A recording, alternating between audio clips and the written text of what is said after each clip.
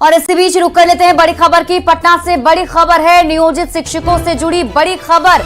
आपको बता दें, सेवा में रहने के लिए सक्षमता परीक्षा जरूरी है। अधिकतम 3 बार मौका मिलेगा सभी अभ्यर्थियों को और तीनों बार फेल हुए तो नौकरी चली जाएगी। के पाठक की कमेटी की बैठक में बड़ा फैसला लिया गया है। 4 चरण में सक्षमता परीक्षा बीएसईबी की तरफ से लिया जाएगा। नियोजित शिक्षकों को 3 मौका मिलने वाला है। 26 फरवरी से सक्षमता परीक्षा ली जाएगी। आपको बता दें, राज्य में 3.5 लाख नियोजित शिक्षक हैं। राज्य कर्मी बनाने के लिए परीक्षा लेगी सरकार। और हमारे साथ संवाददाता रजनीश अधिक जानकारी के साथ जुड़े हुए हैं। रजनीश, शिक्षक संघ भले ही नाराजगी जाहिर कर रहे हो, परीक्षा से इनकार कर रहे हो, लेकिन तैयारी पूरी कर ली गई है। बिल्कुल शिप्रा, देखिए जो नियोजित टीचर हैं उनके लिए कहीं ना कहीं अब चिंता की बात यह है कि जिस प्रकार से जो विशिष्ट शिक्षक नियमावली बनाई गई थी, जिसका विरोध चल रहा था, उसके बाद ही कहा गया था कि 3 मौके दिए जाएंगे और तीनों बार अगर मौके में अगर फेल कर जाते हैं तो निश्चित रूप से जो एक तरह से कमेटी गठित होगी वो विचार करेगी। एक बार फिर से के पाठक ने अपना एक्शन लिया है और के पाठक ने जो कमेटी बनाई है, आज पहली बैठक थी और पहली बैठक में बड़ा फैसला लिया गया है कि जो नियोजित शिक्षक 3 बार मौका मिलेगा, अगर वो पास नहीं करते हैं उनकी सेवा समाप्त कर जाएगी। यानी इसको लेकर 4 चरण में बीएसईबी जो है एग्जाम लेगा। पहले 3 चरण की बात की एग्जाम लेने की, लेकिन परीक्षा 4 बार लिए जाएंगे, जिसमें जो नियोजित शिक्षक होंगे उन्हें 3 बार मौका दिया जाएगा। तो कहीं ना कहीं जो 3.5 लाख शिक्षक हैं उनके लिए एक बड़ा झटका हो सकता है कि अगर वो इस इम्तिहान को पास नहीं करेंगे तो उनकी सेवा समाप्त होगी।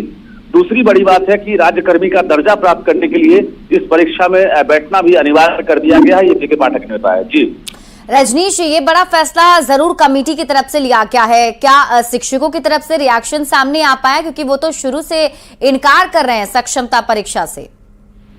बिल्कुल, देखिए 15 साल से 18 साल से जो शिक्षक काम कर रहे हैं वो अब चाह रहे हैं कि अब परीक्षा ना हो और परीक्षा हो तो ऐच्छिक स्थानांतरण की जो सुविधा है वो मिले। क्योंकि अभी जैसे ही रिजल्ट आएगा उसके बाद जिले का आवंटन हो जाएगा, जो जहां है वहां से उनका तबादला हो जाएगा। इसका विरोध चल रहा है। दूसरी बड़ी बात है कि ऑनलाइन एग्जाम लेने की भी लगातार बात हो रही है और इसका विरोध चल रहा है। अब के पाठक ने जो फैसला सुनाया है, इस फैसले के बाद शिक्षकों के आगे कहीं ना कहीं खाई है।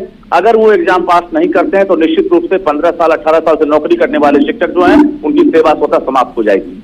शिप्रा, बिल्कुल रजनीश, बताया जा रहा है कि 26 फरवरी से सक्षमता परीक्षा की शुरुआत हो सकती है। आप बता रहे हैं 4 चरण में परीक्षाएं होंगी, तो क्या इसको लेकर भी कोई डेट्स निकाले गए हैं? देखिए, पहले चरण की तारीख अभी तय कर दी गई है, लेकिन जिस प्रकार से अभी कमेटी ने फैसला लिया है कि 1 चरण की परीक्षा के बाद तुरंत जो है फिर से दूसरे चरण की परीक्षा होगी, तीसरे चरण की होगी, चौथे चरण की होगी। यानी 3 बार जो है मौका दिया जाएगा और उसके बाद जो शिक्षक हैं वो 1 मौका जो है इसलिए एक्स्ट्रा दिया जा रहा है क्योंकि कोई शिक्षक अगर बीमार पड़ जाते हैं, दुर्घटना के शिकार होते हैं, अगर वो परीक्षा में नहीं बैठते हैं तो उनके लिए 4 बार जो है ये आयोजन किया जा रहा है। तो कुल मिलाकर ये कहें कि बिहार विद्यालय परीक्षा समिति को जिम्मा मिला है और जो शिक्षक हैं वो अब तैयारी में जुट जाएंगे, क्योंकि परीक्षा पास करना अब जरूरी हो गया है। ये अब तक क्लियर नहीं था कि सेवा समाप्त किया जाएगा या नहीं, लेकिन अब ये फैसला ले लिया गया है कि अगर पास नहीं करेंगे तो राज्यकर्मी तो दूर, आपकी जो नौकरी है नियोजित की वो भी आपकी चली जाएगी। जी रजनीश, क्या आज की इस बैठक में और भी कुछ फैसले इससे जुड़े हुए लिए गए हैं? देखिए, अब तक जो कहीं ना कहीं ऐच्छिक की बात चल रही थी कि परीक्षा नहीं देंगे, हमारी मर्जी है, जो शिक्षक हैं या शिक्षक संघ हैं, क्योंकि लगातार विरोध चल रहा है और सरकार की तरफ से जो है अब तक कोई वार्ता नहीं हुई है कि इस पर संशोधन होगा या नहीं होगा, क्योंकि जब कैबिनेट में मुहर लगी थी तभी से विरोध चल रहा था। चलिए, आप इस पूरी खबर पर नजर बनाए रखिए रजनीश। बहुत बहुत शुक्रिया तमाम जानकारी के लिए।